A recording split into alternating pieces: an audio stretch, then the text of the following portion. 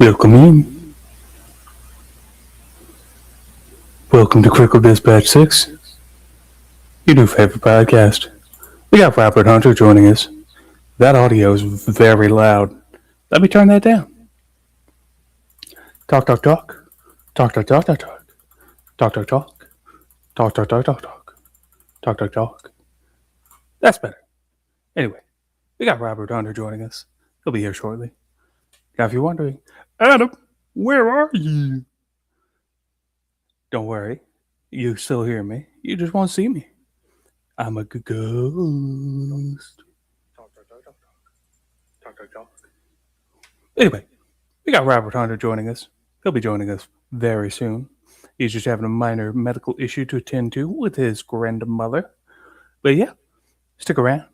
He'll be joining us shortly. In the meantime, I'm gonna vamp for time. How's everybody doing? How are y'all doing, y'all? Ready to hire some of that Robert Hunter? I sure hope so. Otherwise, what are you doing here? Otherwise, I thought what we had was special, man. What are you doing? Let me make sure they know. Let me make sure they know that the link is out to them. Because that would be ideal.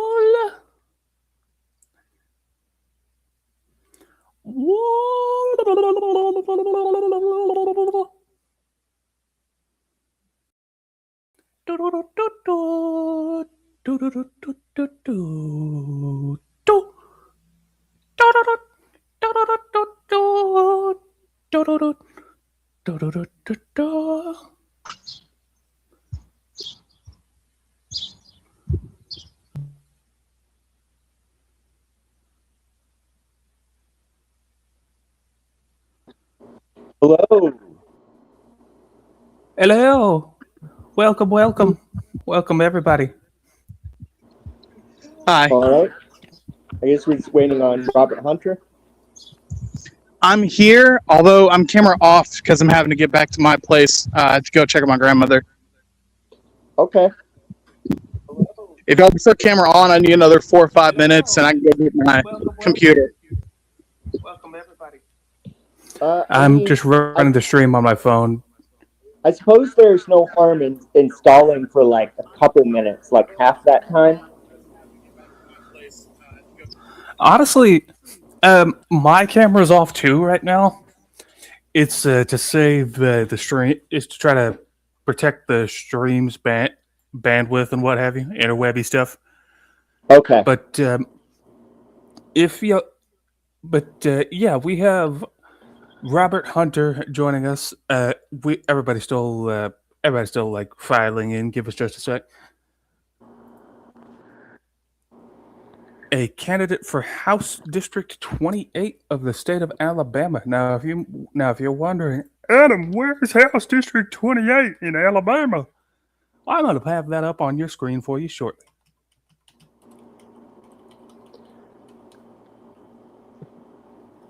Hunter, Robert, does it include Gadsden?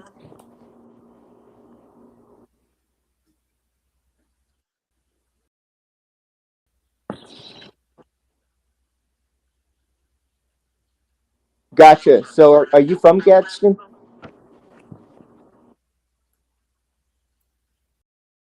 So let me ask you the key test question for me about whether you're really from Gadsden. What is your relationship with Yellow Wolf? Non-existent. Yellow Wolf has not been in town for a while. I think at least 15 years, as far as I know. Last time I saw him was the wall painting over by Head Start, and even then, that's been painted over since. Yeah, I guess. How old are you? 29. Oh, so we're the same age. Yeah, no, I have memories of like when I was a teenager, right? My special ed teacher was young and she was from Gadsden, and it seemed like everyone I talked to back then, like actually like knew Yellow Wolf personally or knew his family. They were like, oh yeah, I went to school with his cousin. For anyone who doesn't know, right, this isn't important. This isn't going to be on the quiz, but Yellow Wolf is a rapper from Alabama who, for a time, was on Eminem's record label. While spending a lot of his life in the underground, he kind of got mainstream success through that. Got some radio hits. He's done some rock and roll exploration, but he's very proud of his Alabama heritage and his sort of redneck heritage. He's sort of a redneck rapper, and he's not exactly a MAGA person, to my understanding either. Thankfully, he's spoken out against racism, even the idea of like white people thinking they have the N-word pass, and he endorsed Obama back in the day. He's mostly apolitical, but he's not like far right or anything,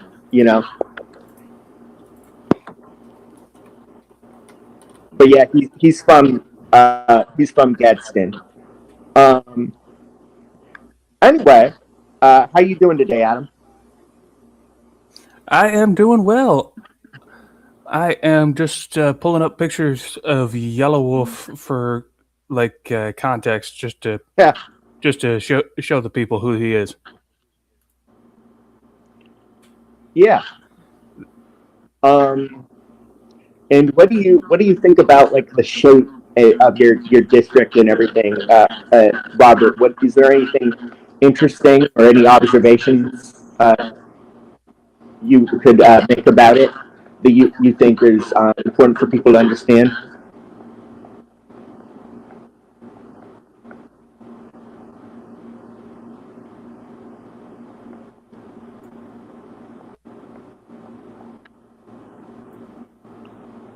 Are y'all there?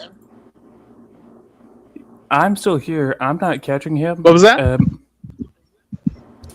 Okay, so he's dropped. He's back. No, I'm right here. Oh, he's back. Okay. Sorry, can you hear me, Robert? I can hear you. Yes. So sorry. Let me repeat that. What else do you want people to know about your district before we get into the written questions? So, main thing I want people to know is, number one, even if you don't live in the district, you can affect the entire state by helping me win this district, due to the fact that I'd be going and replacing the third or fourth most conservative individual in the entire state with one of second or third most progressive individuals, move the entire state an inch to the left, and whatever gets passed or whatever fought for legislatively in this district still affects every other district if it's not a local bill. Gotcha. And what is the name of that incumbent? Mac Butler. Mac Butler. I've heard of him. I just don't know much about his record. I'm sure, like every time, I'm sure every third time things come up, I've heard something about him. I just don't know what exactly he's worked on, or what committees he's on. So a few of the bills he's worked on in the last 2 or 3 sessions include the Confederate Monument Bill that banned removal of Confederate monuments because they were pieces of heritage, which there's only one type of heritage that Confederates want to, show, obviously. He worked on a bill that would ban anyone who uses governmental resources and funding, goes to SNAP benefits, from being able to try to get their kids sugary items, which is a problem because a lot of children, that is the only way they get to have birthday cake or birthday parties in general. But are you talking about SNAP, to be clear? Yes. Yeah, so my understanding is, I guess all things being equal, this is going to sound kind of crappy, but all things being equal, I wouldn't care. But the reason I care is because it's actually, ironically, fiscally irresponsible.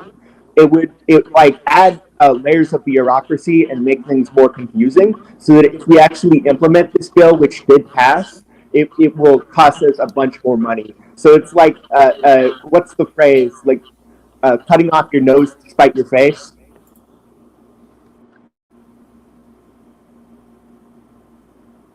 So yeah, that includes. Is he still there, Adam? I'm hearing different. I'm having Yeah, I difficulties can on hear my you. end too with him.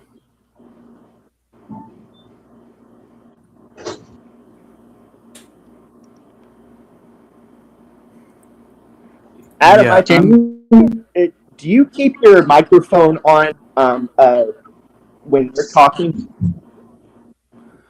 not No. when I'm speaking. I usually mute. Okay, that's good.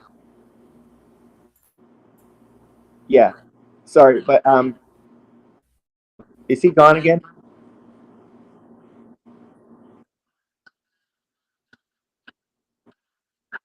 I'm still Okay. seeing him.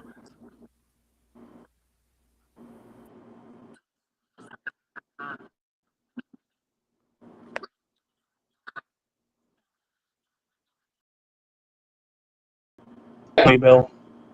Yeah, We'll give him just. yeah. No, it's really just bottom of the barrel, like things. It's red meat is what I call it. It's uh, yeah. And we know how much conservatives are defensive of their red meat, but you know, they're gonna make us all eat bugs. No, but in all seriousness, that's what I call things where like it's basically based on culture war issues and like intuitive stuff that they think people are mad about, but it doesn't in reality actually help anyone. Right, like it doesn't help your electricity bills. It doesn't protect rural areas from like overbearing like AI projects and everything. It doesn't keep rural hospitals from closing. Which if you want to talk about like kids' health, you know, it doesn't do anything about gun violence. It's just they think that they can impress people by being like, oh hey, you know how you're mad because you saw someone buy candy with food stamps one time at the Piggly Wiggly? Yeah, we're gonna do something about that. You know, and that's because, and as I've said before, they throw this red meat out to you with Alabama conservatives, Alabama Republicans, because they think you're dumb. Do you think you're dumb? I don't think all of you are dumb, but you're when you like clap for this stuff without considering the actual consequences of what they're not talking about, you're letting them manipulate you. So like I want better for you, you know. We don't have to agree on everything, but let's at least talk about real issues. I wants that liberal commie nonsense. I wants that free everything, y'all. This how he do. This how the left do, folks. Kind of unironically, like I don't know, like so. First of all, like I know some of the right wing Christians are going to argue against me by being like, "Oh, well, St. Paul said that if you don't work, you don't eat." But the thing is, like like first of all, there are commentators. I have this book from this commentator here on my shelf who says, like St. Paul probably wasn't even saying that for the sake of the poor. He's probably saying that for the sake of like rich Greek people who weren't used to working with their hands. So the problem was people were coming into the church and they weren't used to doing real work. In order to run these churches, you had to do real work. So he wasn't talking about like, oh, poor people living on food stamps, first of all. Second of all, that's ecclesial, right? That's obviously related to the church. That has nothing to do with the fact that we live in a society that's able to provide for everyone, even though we have scarce resources, right? In fact, if you want to address that issue, we have things like the gleaning laws in the Old Testament, where it said that if you had a field, you had to every once in a while let poor people come up and take your extra food. There he is. All right, now I'm ready to get into some of the written questions. And Robert asked to see these written questions beforehand. I can't confirm whether or not he read them, but that was a request that was made, and I fulfilled that request. So, Robert, Do you consider yourself a liberal, centrist, conservative, progressive, or leftist? I guess technically I would consider myself a leftist. I think leftist and progressive are relatively the same thing. And honestly, I'd say leftist and progressive due to the fact that I worry about the material needs of community members before we start getting into the politics of how inter-party actions are taken. A great example being um, my local party wasn't doing enough when it came to helping the material needs of community members, so I started the Gas and Free store. And it's not a dig on them specifically. It's just my priorities were helping community members first, getting elected second. I was not planning on running for office, at least in this cycle, until almost last July. And it started last July. I was hoping and I thought someone else would step up, but I wasn't hearing anybody was going to do so. Yeah, no, I mean, that specific type of thing you're talking about, regardless of whether you label it like leftist or progressive or whatever, right? That's also a pretty good or political strategy that I like, right? So basically, like people like Pat Abigazale and Adam from like the show, Adam Ruins Everything. Has discussed this strategy, but basically they're like, what if we didn't suck, right? Is in, Democrats, Republicans do it too, of course, but the Democrats is my party, right? The Democrats, kind of impersonally, like mass text us these requests for money, and then we don't really know what goes into that money. Like supposedly it helps like super PACs and helps get candidates elected. Sometimes we don't even know that. Like I don't even know what some of these organizations do, right? But the idea is like if you want to get through to people, right? What people listen the reason people care about politics, right? Normal like middle class or working class people who actually go out and vote, right? People like what they care about, what they build political bridges on, is like people they know in their church, people they know in like their local like charities and everything. People they know at their YMCA, right? They go to in-person meetings for like the NRA and stuff. So basically, it's like, what if we used like extra like campaign funds, or even the campaign funds we had to begin with, right? Or just some like charity funds that we associated with the local Democratic Party, the local Democratic campaigns, and like help people, right? With like what you're talking about, with like the free store, or like blood drives and stuff, And I think that's really good. And I think even if it doesn't work to like it, get votes in the end, at least we did something good.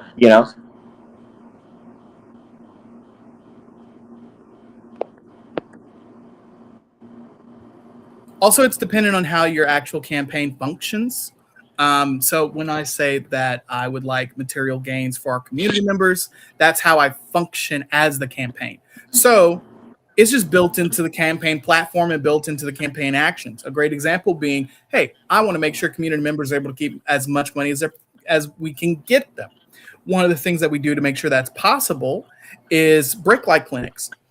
We go and change community members' brake lights who need to be changed because the cost of a brake light going out at the wrong time is significantly higher than a brake light. Brake light's only $2. However, and this happened, and we changed the community member's brake light after this. There was a community member who was going to be late on her car insurance and her tag.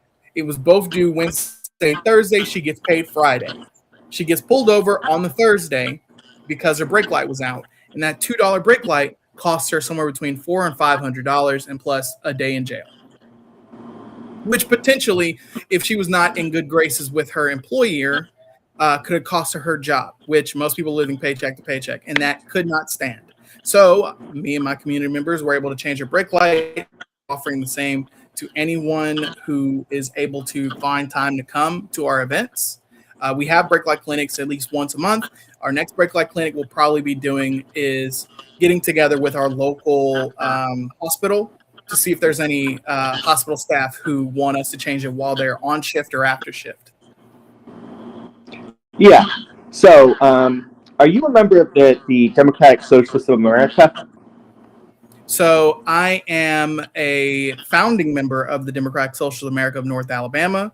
I'm endorsed by Democratic Social of North Alabama, and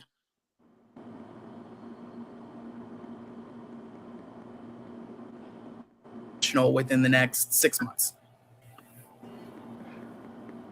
Gotcha. Can you repeat that middle part? I'm a founding member. I more than likely will be. I'm endorsed by them. I'm a founding member, and hopefully within the next 6 months, I'll be endorsed by National as well. Good. So, I'm guessing this is the conversation you may have already had if you're going out in the community and meeting people where they are. But with all that said, right? You know, so let's say you're talking to a potential voter and says, "Well, I don't consider myself a Democrat or a Republican. You know, I kind of hate politicians, and I like that you're an outsider. However, I don't like what I've heard about you being a progressive and a socialist. You know, I'm a Christian. My uncle owns a couple small businesses in the area. I don't trust socialists, and I'm scared about what that would mean for you representing my district." What do you say to them? First thing I would ask is, I hear what you're saying, and what the first thing I would ask of you is to ask, how are you currently feeling? Even as a socialist, there's not an infinite amount of things I can do for our community when it comes to legislation. I'd have to fight against what's already here. And I would love to hear more about how you felt since 2010. Do you feel like your life has gotten better in the last 18-ish years? Because the issue I have is the current political system is not helping community members well enough, which is the reason why I have a different version of politics. Because my democratic socialism comes from actually going hands-on and talking to community members and actually doing things in the community. And most of my stated policies won't raise your taxes and won't affect you. A great example being my rent stabilization bill, one of the things that I'm working on. Everyone's rent has gone up $200-$300 in the last 10 years or so. But I have community members that are in the same spot as you that had their rent go up $400. Now, I don't know about you, but me personally, I couldn't eat a $500-$600 increase in my rent, just like I can barely eat this $200 increase in my power bill. My definition of my politics is starting with helping community members. And I understand why you have fears around this, but the fear of not changing, I think, is stronger in a lot of people, and I think maybe in you, than the fear of trying something new and failing. Because that's what I'm doing. I'm trying something new for my community, and I'm willing to fall flat on my face because falling forward is better than going backwards. Gotcha. So on the rent stabilization issue, is your ideal or what you would propose, would it be like the traditional rent control, where my understanding is if you are living in a rent stabilized apartment, the landlord is not allowed to raise the rent per regulation? So in the state of Alabama, that'd be nearly impossible. I'd have to come from a moderate position and say what I would like to see is a rent stabilization bill that only affects people who own 3 houses or more. Most houses start out at $80,000 per house. So this does not affect you if you're not sitting on at least $250,000 worth of property. Which the next question I'd ask is, to be fair, I'd love to hear from you. Is this something that affects you? Do you have $250,000 worth of property? If not, then we can continue this conversation over how this affects other community members. This doesn't affect community members that make less, that only have one house that they live in and one house that they rent out. This affects specifically individuals and corporations that they have a house to live in, a house for their kids, and a house they rent out for profit. And you cap the increase at about 10% year over year. You still get to make an increase every single year. 10% is higher than inflation, and it's higher than your 2 or 3% on your taxes as well. And it also gives tenants the ability to know, hey, if my renter, the person I'm renting from, they're raising it the maximum 10% year over year every single year, they're going to keep raising it the maximum. I need to go live somewhere else, because it gives you a year to set that up to leave. That's important because there's some folks like my grandmother who got hit with a $400 increase because the landlord that she was renting from bought it in December and raised her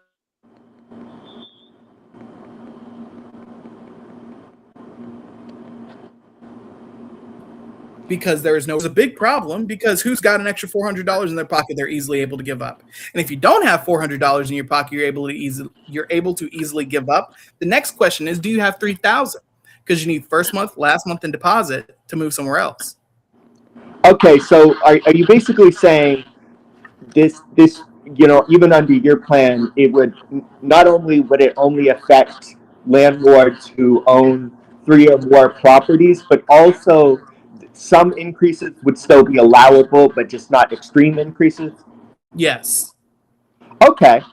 So yeah, that's my main concern really as myself, and I am also a DSA member, and I'm an outside supporter of Mom Donnie. He inspired me to finally join the DSA.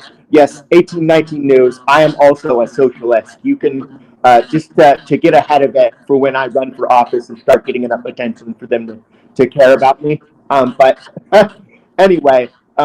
Yeah, my main concern about rent control has been this argument that it discourages development of affordable housing, which under the market system, under the capitalist framework we live in, we really do need companies and organizations and governments to be out there building affordable housing. And traditional rent control, as I understand it, in like New York and stuff, can sometimes discourage that, because the incentive to build stuff, for better or worse, is so that the people building it and the people owning it can make more money. But it sounds like this is sort of a middle ground position based on the political realities in Alabama, where it will just say, hey, if you're like a pretty big landlord, don't just come up behind people and hit them over the head with like a half $1,000 increase. I would say yes, but at the same time, I have no problem saying that I'm not beholden to business. I'm not beholden to landlords. They get to advocate for themselves, but if we're talking about 3 to 10 people. Yeah, no, I don't think you, and like there are some people who like they may just be like good, unambitious, like. Sorry, is he still talking? Great.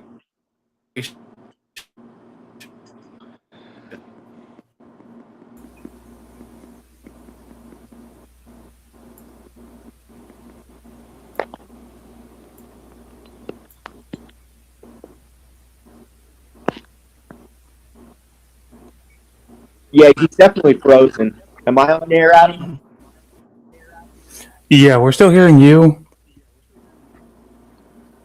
Gotcha. I guess since we can't hear him for the time being, I was concerned about talking over him without him even realizing it, but like we got to keep the show going. So I'll just say until we can get him back on air. Yeah, no, I don't think anyone is under any obligation to go out of their way to speak up for anyone's business interests or anyone's property interests. They can do that for themselves. And obviously, like the kinds of landlords you're talking about who end up owning 3 houses, that's not something that you do by accident. That's something you do by ambition, right?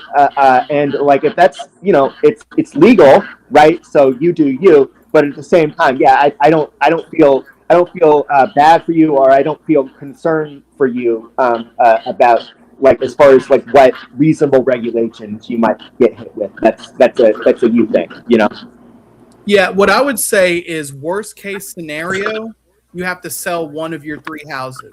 Worst case scenario for one of your tenants, they're homeless.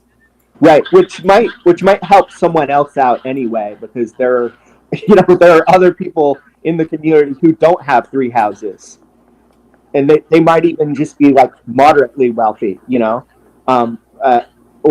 even like renters who have just now found the ability and desire to buy their first house.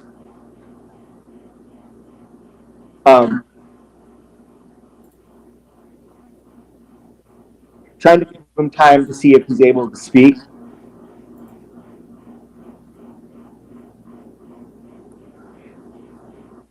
Let's try this.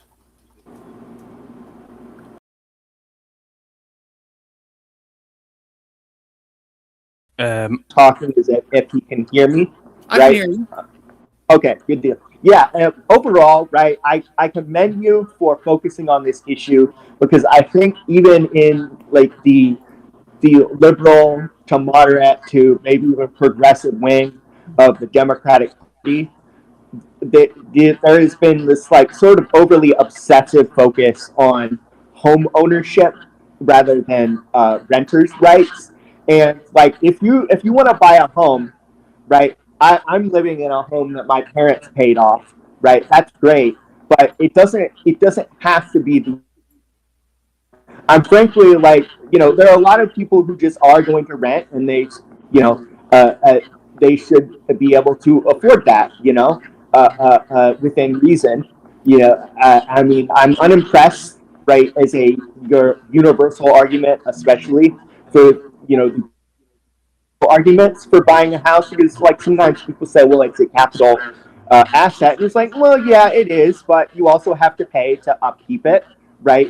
If with the possibility of selling it or leveraging it or anything, and also a lot of the parts of the home value are out of your control, like things out of your individual control, like the quality of the school district and things like that. So like, and we talk about like passing on the house to your kids. Some people are going to have kids. I probably still want to have kids someday, but some people don't. And so then who does their house get left to? Well, maybe it gets left to a niece or a nephew, but I don't see why they should have to want to buy a house if they don't have like a direct descendant to pass it on to. So like, not everyone has to be a homeowner, right? That's like the cliche American dream. Some people, right, if they want to save up and buy a house, if God bless, we should we should have these programs and these tax benefits to help people do that. But we should also be talking a lot about the large part of the population that rents or wants to rent and always is going to rent. Yeah. But also, like, you have to save up at least $8,000 to $10,000 before you're able to get out of renting, bare minimum. So the problem there is real simple. Until you do, you are a part of the renting class, and most people will be a part of the renting class until they're 59-ish, because that's about the median average age for those who are buying houses. Yeah, and a lot of and most people like traditionally, for a long time at least, have had to get mortgages to buy houses, and that's debt, right? So it's like I don't understand the argument. It's like, oh, everyone should go into debt for their personal finances. I guess some people might make the argument I'm making against like going to college, but of course I believe in tuition-free college, at the for state colleges, but that's a different subject, But yeah, it's like, no, it's not realistic to just tell everyone to buy a house, or to think that that's the solution for everyone in the middle class or the working class. We should definitely be talking a lot more than we do as a political community about renters. Which support legislation to work with local governments on easing up some of their zoning restrictions to encourage building more affordable.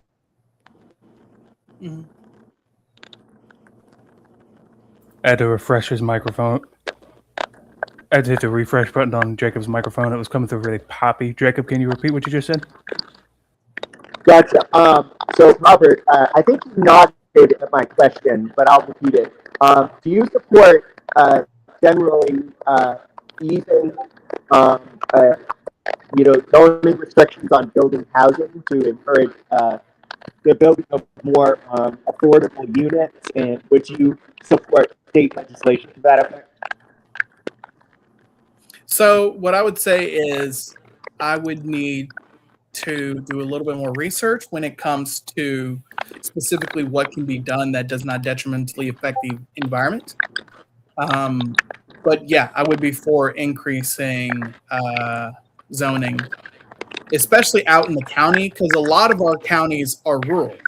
There are areas less than 10 miles from a city that you can put a 100 not square story, but at least a 10 to 30 story building that can house 5,000-6,000 individuals.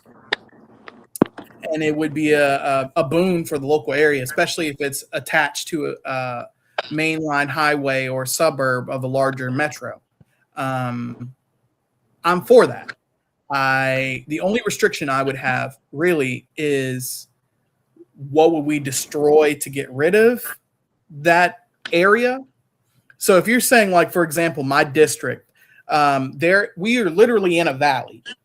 I can drive less than 10 minutes away and I hit straight rural. Nothing's out there. The property is either up for sale or owned by the state. That's prime real estate when it comes to building out housing, as long as there's some type of transportation system to connect to the city. Right. So moving on, do you support, sorry, let me plug in my phone. I think it's going to perform better if it's getting juiced up or if it has more juice. Anyway, do you support term limits and or age limits for state legislators and members of Congress? I think that what we can do is we can set limits but make it consecutive. So for example, State House. I'm good with a 12-year consecutive state limit. So you can serve 3 terms in a row, sit one out, and then return as many times as you want. And it's not something new. Alabama has that with governors. Most governors cannot serve more than 2 terms in a row. George met that problem with in putting his wife up. But I think it's important that way. There is a choice and a chance for those individuals that feel like they're not being represented. I'm also for recalls, where if you're just doing such a terrible job that if more than 10% of the voting population signs on to vote you out, like to remove you and have a special election, that should be possible. Yeah, no, I especially agree with the consecutive part. I agree with that. I've even had the idea of, right, like it could be like for the federal government, I've proposed consecutive term limits for the U.S. House, and then like age limits for the Senate. Because I think it represents like different problems and different levels of power. Not that there aren't, not that, first of all, I understand concerns about ageism. However, like even the law will tell you there are sometimes rational bases to discriminate. Like there's a reason we don't let people under 25 run for federal U.S. House, for instance, right? And if you get over 75, it becomes more and more likely that you're going to die of natural causes, leading to a special election or an appointment, that could have been avoided, or that you just get a dementia. but that would require a constitutional amendment. You would have a role in a potential U.S. constitutional amendment. That's much less likely than just passing like a law, which I don't even know how likely that is. But it is. I think it is very popular amongst voters. You know, a lot of, especially non-incumbents, have talked about it as having a term limit, and I really agree with the consecutive part. I sort of want moderate term limit laws, so that we kind of even out the playing field. So the only thing I would say is there are individuals that are helpful even in their older age, but that's another problem. Is it's going to be difficult to pass any laws dealing with this due to the fact that there are parts of the system that are protective of certain demographics, including age. And what I'm not going to do is put myself and others in a position where I pass something like that, and that's used to sue up to the Supreme Court to say, hey,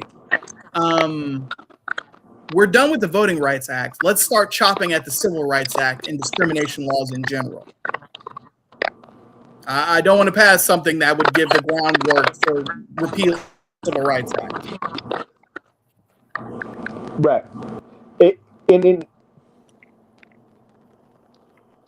In other words, even if some arguments could be made in favor of something like an age limit, it's still a slippery slope. Be legal terminology and entrapment that could potentially turn into a Supreme Court ruling that says we're throwing out that entire section, which is a problem because that section includes sex, gender, age, orientation, and religious preference. Okay, so actually in real time, right, this is it. You kind of convinced me off of the idea of age limit, because this is the best argument. This is the best concrete argument I've ever heard. And frankly, it's the same argument I often make against hate speech laws. You know, is that it's sort of a legally, it could put us in a worse position legally as far as case law. You know, and yes, I would agree. Right, it's like you don't want to stereotype. There are lots of people who are very sharp into their old age and competent and good and not as out of touch as they could be. I would put Bernie Sanders into that category. I still think he should, you know, I don't think Bernie should keep running, right? I do think, like, in principle at least, that's he should consider, like, the fact his life, for instance, if he passed away of natural causes in the middle of the term, his Republican governor would get to appoint his replacement, and I don't know what that replacement would look like, but yeah, like it's I've always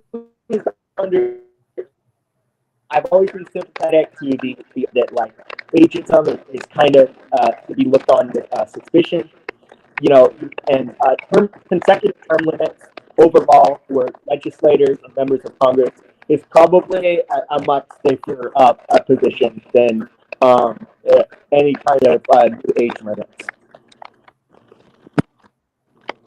Yeah, I will say that is one of the issues that pops up, but at the same time, it gives the opportunity for a external reshuffling. So even if you age out, or not age out, but even if you get term limited out, you still one cycle later can get right back in. So then it becomes a real challenge of, instead of just being an age issue, it becomes a policy issue also. Hey, are you going to, we've seen what you've done. We saw what the new guy did.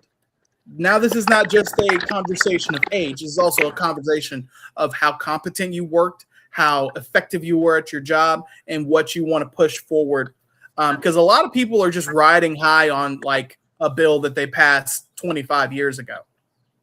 If you then were forced out and then forced to run again against someone else who's been running who had that seat. It doesn't become incumbency issues become less of a problem, while not touching age as a whole, which could potentially be a nuclear button for cleaving away parts of civil rights protections. What do you think the potential downsides to a new recall law would be? The first thing would be the first thing is the overall organization system of individuals and organization tactics.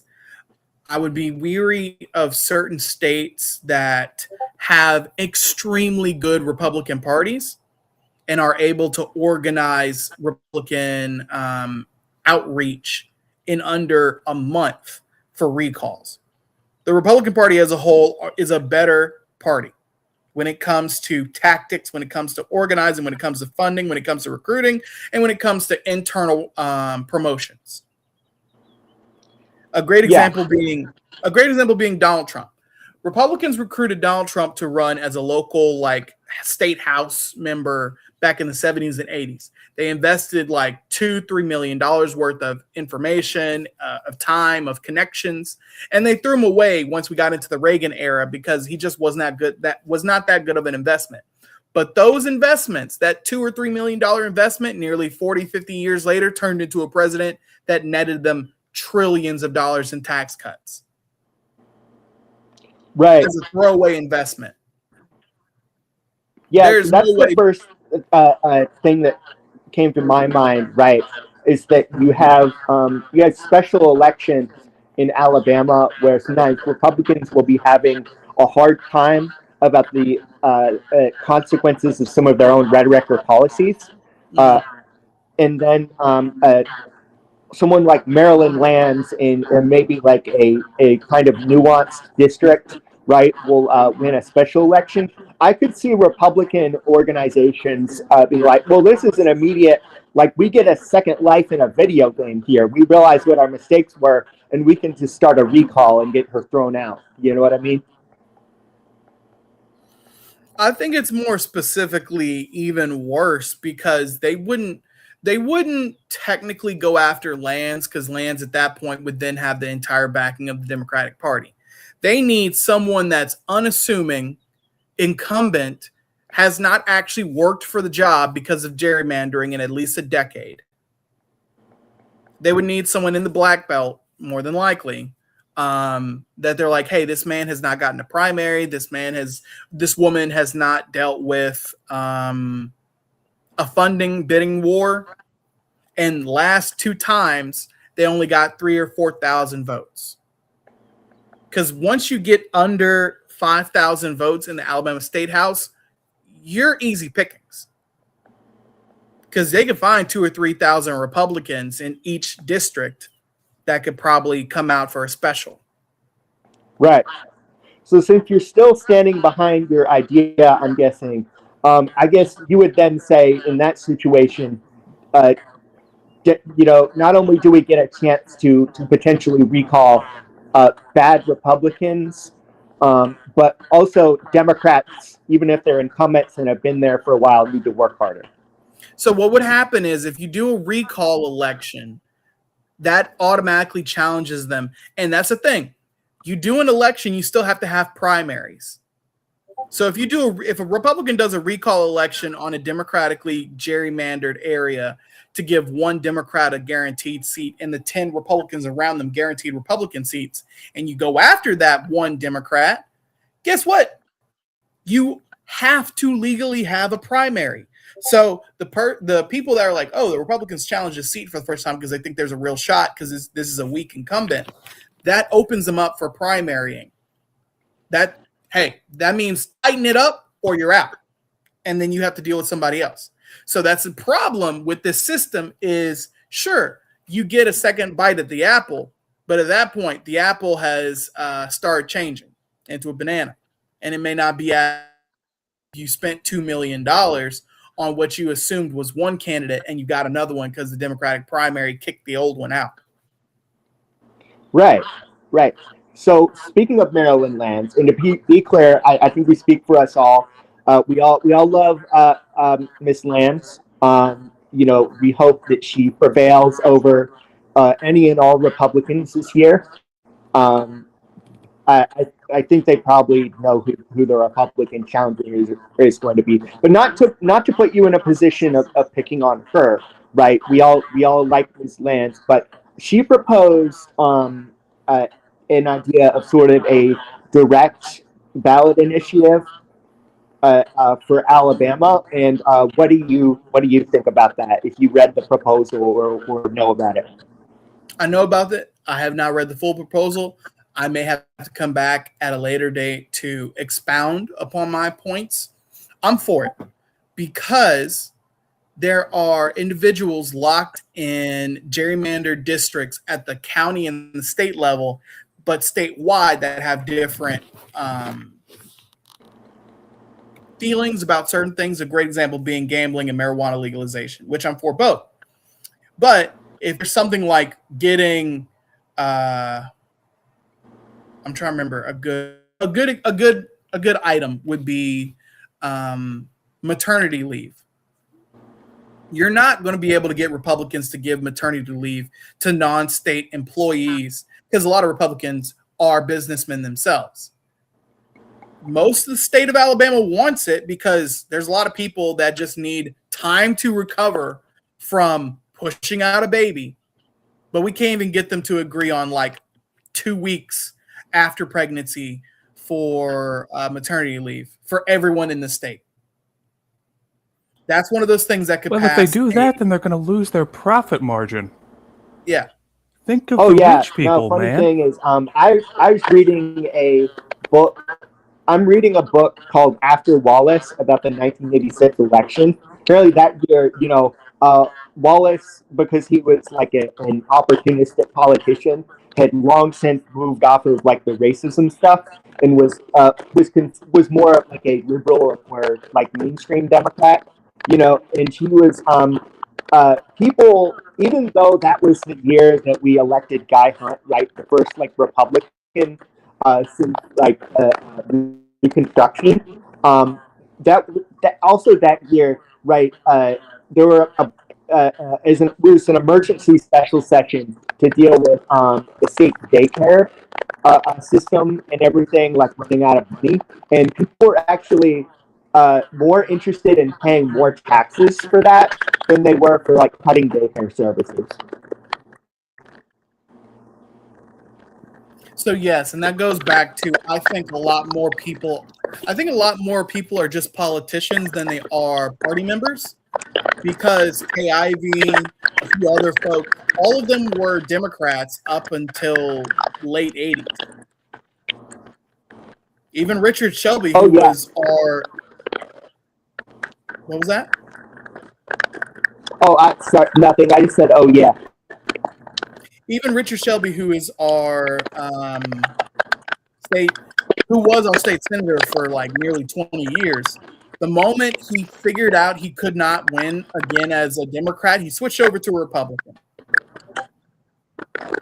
A lot of the policies were roughly the same. Yeah. The difference was the title, because you need to be able to win an election. And it was not easy to win. By the as way, a Jacob, Democrat. quick thing. Do you have like a set of earbuds or something? Because your mic is still coming through really poppy. We can make out what you're saying, but it's just. Let me go out and check. All right. I'm gonna mute you in the meantime. Or unless you got.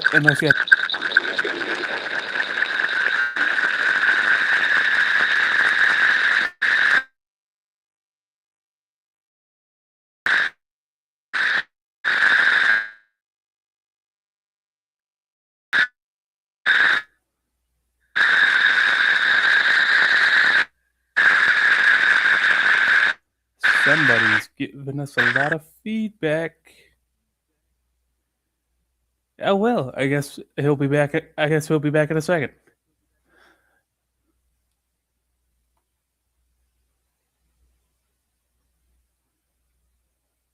Robert, I think you might have muted yourself on your end. I will note that. Yeah. No, you're fine. I will note that I am needing to go to a campaign leadership meeting around the top of the hour. I do still have time to talk, but I just did want to note that. Okay. If you said the top of the hour, so you had to go at 1, you said? Preferably 12:55, 56. But yeah, it starts at 1. Okay, so what we'll do is we'll give Jacob a second, and we'll give Jacob a second, and if we can't get him back on the air, I apologize. This software does sometimes have difficulties like this. If we can't get him back on the air, we'll just call the interview for now. Question that I have, I was listening to the best of my abilities, but I'm also kind of like a showrunner, so I was monitoring the technical side as we go. If I noticed that a lot of people my age and or younger are starting to run for Congress, run for local politician roles, run for things like that, and I personally have a struggle of feeling powerless, especially in Alabama as a left winger. I just wanted to ask if you ever felt like that at some point, and what you did to combat that. So, welcome back, Jacob. I just came up with a question on the fly to pass the time. Awesome. He has till preferably 12:55. But yeah, the question I came up with on the fly was mentioning that I felt I had a struggle of feeling powerless as a left winger in a red state, and I was curious to see if he had ever struggled with that too, and what he did to help with that. So what I would say is yes, obviously, but I would also say that it's really dependent on what you do with that struggle. A great example being the state of Alabama. If you have issues with the internal Democratic Party, there's only, if I remember correctly, about 240 to 270 folks who run the entire state party of nearly 1 million people. Every single person. Huh? That's too few. That's way too few. Well, so the way it works is the people that actually represent you, you get one male and one female and one, depending on if someone runs non-binary for the state, and it's based on the districts. So, for example, House District 28, I have a male and female that are running, and those are my 2 representatives for this district. So if you have 2 of each and it's 105 districts, you have 210 to start. Now, after that 210, it then goes into a demographic situation where the overall representation depends on the demographic representation of the last primary.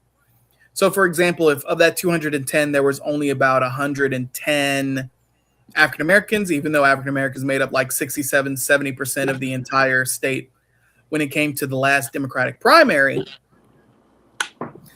they have to increase it by appointments. So they have to increase it. Let's say they need to get it up to 167, it's 110. They have to appoint 57 African Americans. Same thing for youth, same thing for Asian Pacific Islanders, same thing for Native American, same thing for LGBTQ. So, number one, there are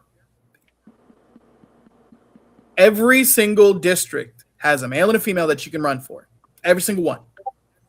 But the problem is most people don't know that till it's too late. A great example being the cutoff for that was the 28th. Now, after, there's another thing.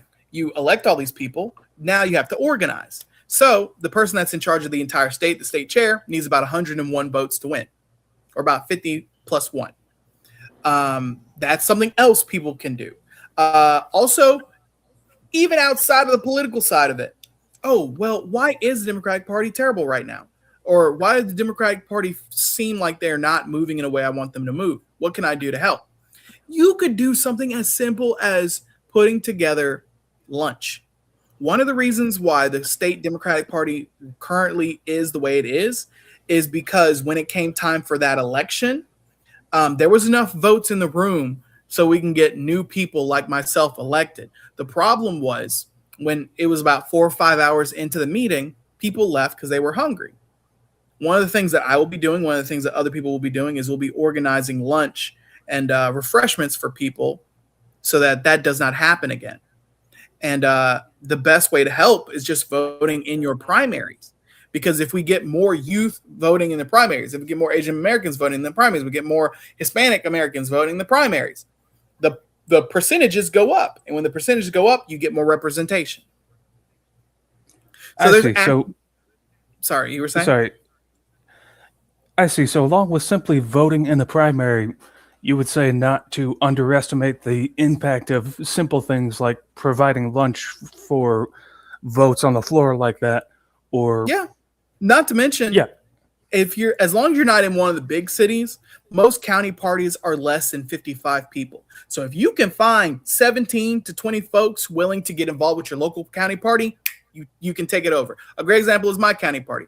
My county party, the person that won chair and has controlled the entire county party, mind you, there's over 100,000 folks in this county. Of that 100,000, there's at least 30,000 to 40,000 Democrats, 60-40 county. The person who won control of that only got 16 votes. Mind that you, I ran is against them. ludicrous. Yeah, mind you, I ran against them, and I only lost against them by about 3 or 4. I got 12 or 13. They got 16 or 17. I can't quite remember, but I know there was only about a 4-vote difference. A total of 34 votes was the entire political infrastructure of over 40,000 people. That is cartoonish at that point. That's like that is cartoonish. It should be like for 30 to 40,000 people, you should be dealing with like 20,000, 30,000 votes, not 34. It gets even better. Mind you, this county is one of the light pink counties. It's one of the first ones that would flip during a Democratic increase. We also, as a county, are the fourth. We're like we're in the top 15, top 16 most populous counties in the state as well, with over 100,000 people in it. So we're talking about real impact. And even then, even if you get to some of the bigger counties, let's say Birmingham, for example, Jefferson County, which has in the metro at least 1 million people, you can take over the county party, which it's almost majority Democrat. There's at least 500,000 Democrats that live in that area, or independents that live in that area. You can take over the Democratic structure there if you had about 75 folks. If that, I think really you need 48. I see. So really don't underestimate the power of small things build up, in other words. A lot of our political structures are based on the most active individuals. When we complain about people not voting in the primary, those are the ones that matter. Because if you only got 2 sections, because you're past the post, you only have a Democrat and Republican running, and only 10% of the folks come out and vote in those primaries, those 10% of the votes control the backing of the entire state.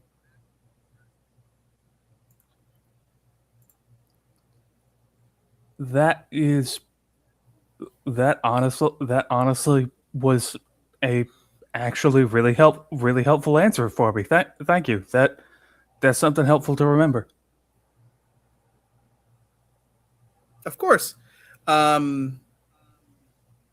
It's one of those things where as long as you get involved, I guarantee you'll be in a leadership position in less than a year. If that's what you want. Because mind you, I got involved with the Democratic Party here locally in 2018 after I helped a candidate win. Not win. I helped the candidate run for office. And then by 2022, I was the vice chair of minority affairs for my entire county. That's only a span of 4 years right there. Yeah, and I was 4 or 5 votes away from chair. And the only reason why I did not win chair of the county party was just because I was running against the former Democrat that ran for that local political position for the state rep. If I wasn't running against him, I probably would have won that election.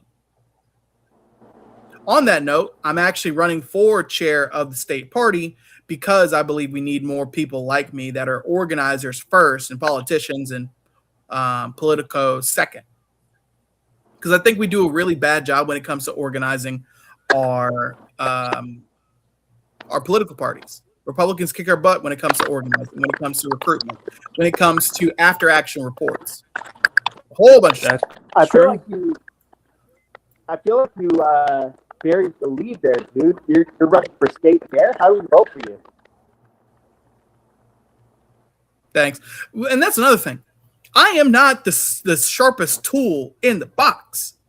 I've only been like a community organizer for like 5 years. There's some folks that have been doing it 10 to 20 years. Those are the folks that I'm recruiting the moment I get a chance, because I want operations to actually be top level. Now, I'm not sure if we'd be able to pay them, but there are folks I'm pretty sure I can get to volunteer if I give them full swath control of narrative, social media, organizing, email, things like this for the campaigns, the campaign for the statewide. Because at the end of the day, there's a lot of stuff I think we need to do better. A great example being when I win, it'll be a mandate that you have to meet as a county party at least once a quarter or once every 3 months during a non-election year, and then once every 2 months during an election year, bare minimum, because you have to meet to gain people to actually point and click for them to do things. And we've got some county parties, mine included, that have only met maybe 5 times in 7 or 8 years. That's not conducive to actually winning elections. That's not conducive to doing material gain for community members. Yeah, I have ADD, so meeting with any organization 5 times over 7 years, in between meetings, I'm going to have no idea what the hell happened. Yeah. That's just not very conducive at all. You're correct. No. I apologize for that background noise. My cat had something to say. No, you're fine. But it's terrible. And we can do better. Another one is just the after action report. We've not done that in the state of Alabama, as far as I know, ever. So I would like there to be open to the public reports. Hey, we're going to do a report and talk to community members in and around the state of Alabama to try to figure out what the heck went.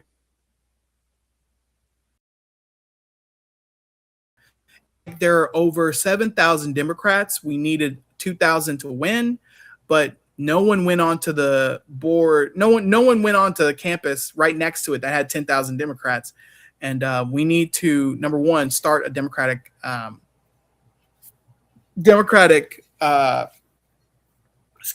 one of the Democratic clubs there, but we also need to do a better job of organizing in this area. That will have material gain effects on when we do things. Also, like, what does it mean for a Democrat to be a Democrat? Can y'all tell me the Democratic platform right now for the state of Alabama? Honestly, no. It varies. No, we do not have a stated, like, I can automatically tell you platform. Republicans do. Republicans, we want to cut taxes. God bless America. Don't touch guns, Muslims. freedom. So my final written question relates a lot to this. In the future, right? Not today, not 2026, but in the future, should Deep South voters and candidates seek to build alternatives to their local Democratic parties? If they ain't doing enough, yes. My alternative was the DSA. My alternative was the Gadsden Free Store. And that's opened a lot of opportunities for me as a community member. You have to internally challenge them for them to get better. Because if you don't, they have no reason to. The two-party system currently is a situation where you can be neglected because the other option will violently attack you. Yeah. Well, what I would like to see, if we can get enough enough buy-in can be gotten from successful candidates, right, is a sort of fusion party. And that means a party that locally runs their own candidates, but nationally endorses one of the main parties. In this case, likely the almost certainly the Democratic Party, right? I'm talking about like a kind of big tent progressive or reformist fusion party, and we have examples of this in history, but we also have examples of this even today in like the Northeast. By the way, Jacob, he mentioned Robert mentioned Around being a little low on here, time. that would help, how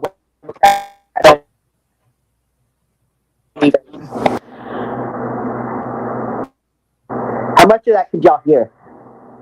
Yeah, we heard none of that, and yeah, let me check your audio. But Jacob, I think we might be running out of time here.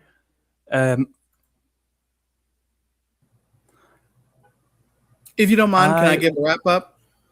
Yes, yes. Jacob keeps cutting out. I'll shoot him a text real quick, and I will land this plane.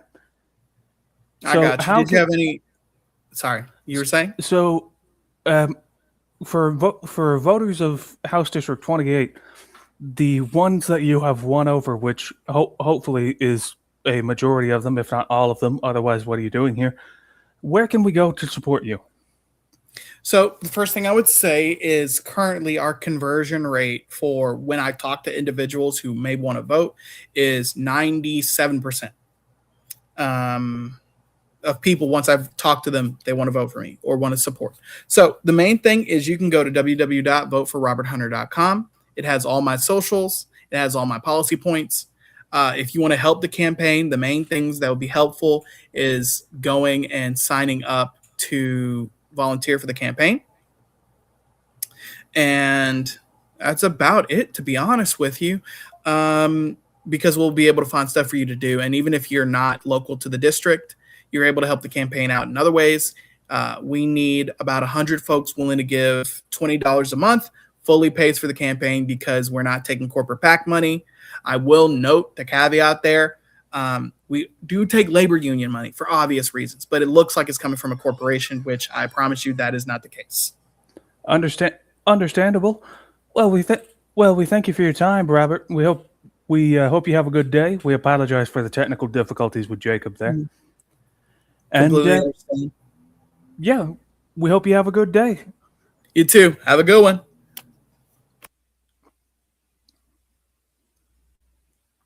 Anyway, everybody, thank you for watching. This has been Critical Dispatch 6. So now that you don't have 3 cameras to juggle, you get to see me now. Thank you for watching. This has been Critical Dispatch 6 with Robert Hunter. We hope you have a good day.